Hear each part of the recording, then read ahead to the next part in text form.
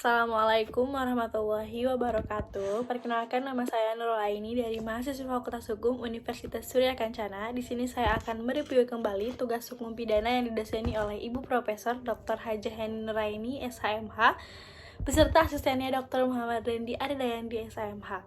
Di sini saya akan membahas bab 5, yaitu sifat melawan hukum. Sifat melawan hukum merupakan unsur objektif dari tindak pidana karena merupakan penilaian terhadap perbuatan dan bukan pada pelaku.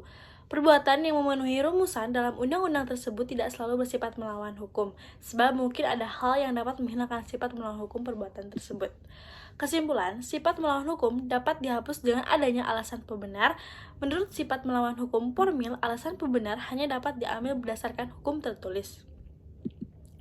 Sifat melawan hukum material dibagi dalam fungsi negatif, dalam fungsi positif.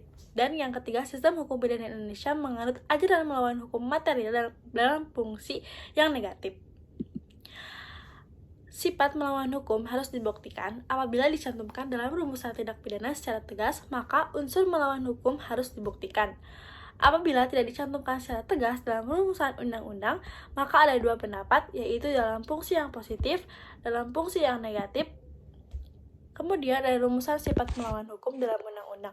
Undang-undang mengatur istilah melawan hukum, alasannya adalah untuk adanya kekhawatiran apabila tidak diatur secara tegas.